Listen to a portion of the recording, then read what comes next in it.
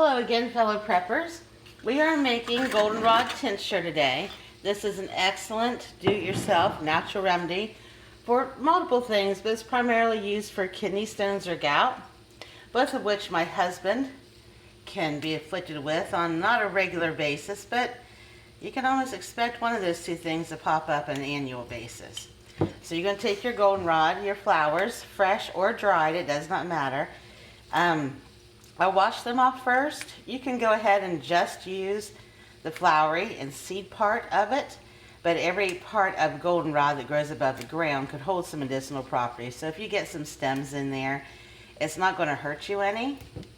They will take up more space. So you can just go ahead and break off a little branch, very thin little branch, not taking up a lot of space, and it won't really mess up your ratio when you put the liquids in.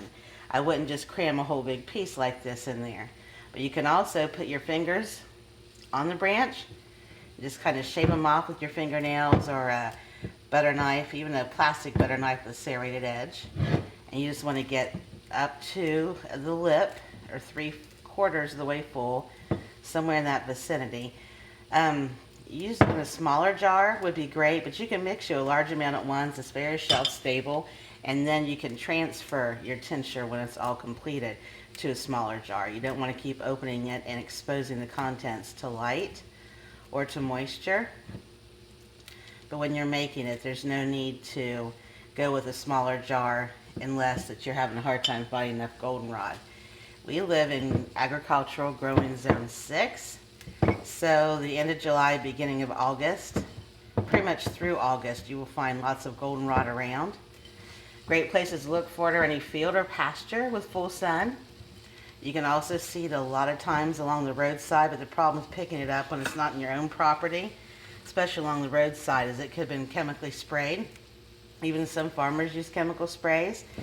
We're all organic here. It took me a long time to get my husband to quit using some of the gardening products he's used forever and swore by, but we don't use any chemicals here. We did have a poison hemlock infestation recently by the creek after all the flooding we've had for 2 years, and he was afraid I would break down, and finally thought I might break down and finally use some, but it was too close to our water supply for even him to think about chancing it after we found some in the plants. So you want to make sure that you're getting clean, natural, organic matter, whether you're using goldenrod or anything else. And most people don't see value in goldenrod. They associate it with hay fever, and ragweed typically causes that more than goldenrod. Goldenrod gets a bad rap because these nice, bright, glorious yellow flowers are much more visible than the mostly green and less distinct ragweed. So they grow together, and sometimes ragweed will even grow around the goldenrod. So both are to blame. So that being said, that does not mean that you might not have an allergic reaction to goldenrod. If you are prone to hay fever or any other types of allergies to things that are part of the aster family, then more than likely you could have allergic reaction to goldenrod. Typically, if you do, or you may need to be more of a severe allergic reaction, merely handling it, see those came off nice and easy, merely handling it can give you a dermatitis type rash on your skin. So you always want to test out a little bit on your skin, or a tinky tiny drop, anything that you're not sure, that you've never had before. If you could have an allergic reaction to anything, whether it's natural or not, whether it's something that may or may not cause hay fever. There was one man who swore by a researcher that he really insisted that goldenrod was a primary cause of hay fever, and he planned a huge field of it and exposed people to it as a base group, and did a fairly scientific study, and he found that the majority of the people still had a reaction to it, even though there was no ragweed, and they were prone to seasonal allergies. So you need to be careful when you're using any natural substance in a remedy, or even in a craft when you're handling it or possibly inhaling any of it. I'm not a doctor, a medical professional of any type. I'm just sharing some of our home remedies for instructional and informational value. So it's always a good idea to check with your family doctor before you embark on any natural remedy, perhaps even have some allergy testing done.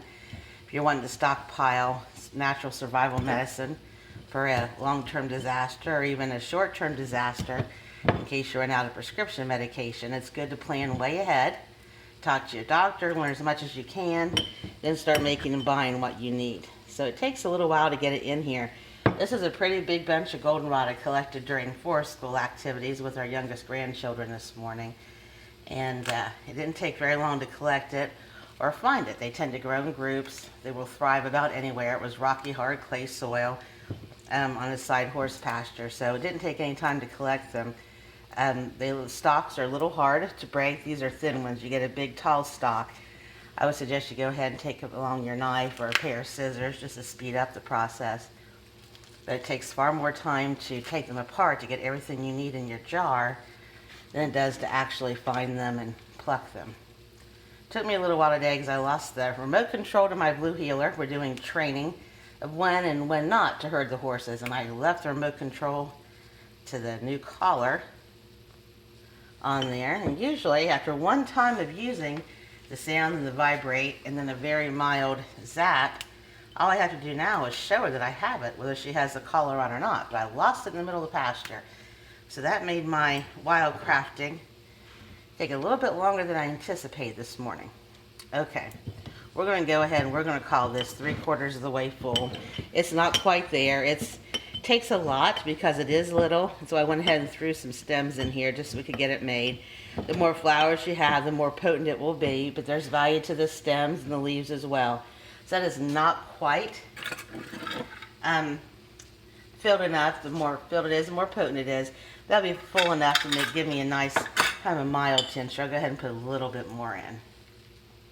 You're getting the general idea. You want to pat it down.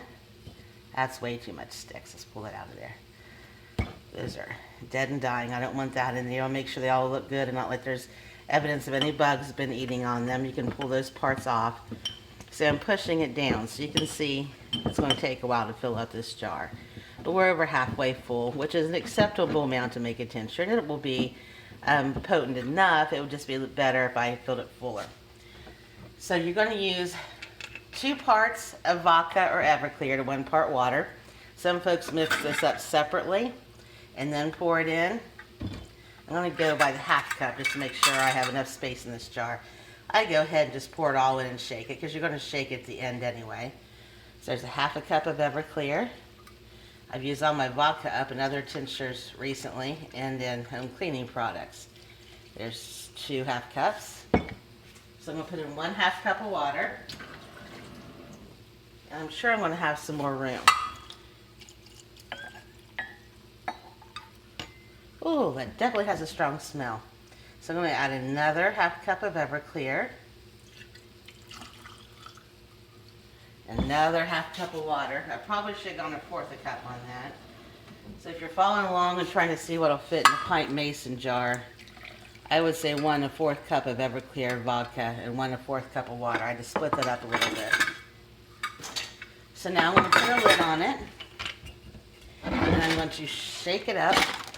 These lids here are all built in one. It's not a lid and a ring like a typical mason jar. I wouldn't want to can something in this. I'd be afraid it just was not going to give a good enough seal for a long shelf life for something to can. But I don't think my lid's whopper-jawed. But this will be fine for the number of weeks that it takes to have the tincture steep and pour it out into other jars. Get these screwed on here. I'm not even liking the way they fit. Okay, there we go. So now I have a firm fitting lid. Gives you an idea. It looks pretty. And if it didn't need to be in a cool, dark place, you could set it in your windowsill and it'll be a nice decoration for your kitchen. So now I'm going to shake everything up. Expect a little bit of bubbling, but that's okay. I imagine you could use homemade moonshine if you're in a survival situation and you have your own still making alcohol for, I'm sure, purely medicinal purposes, that you could use regular moonshine instead of Everclear. But I would cut down the 2-to-1 ratio because it's going to be a lot stronger proof. So now it's combined really well. It's going to float around for a bit till it completely settles. But I need to put this in a cool, dark place. And the number of weeks and the exact ratio and everything are indicated in the article. And I like to get mine out and shake it once a day. It's kind of like a little extra workout, getting all my tinctures and infusions out and do a nice shaky shake with them. And then once it's done, you'll take it out and shake it vigorously for about a minute and pour it through a fine strainer, keeping only the liquid. And then you have a natural treatment for gout, kidney stones. It's recommended typically by herbalists about 4 droppers a day for an adult with kidney stone or gout. And that'll help decrease the symptoms and help get rid of the uric acid and the swelling to go down or the kidney stone to break up and alleviate pain.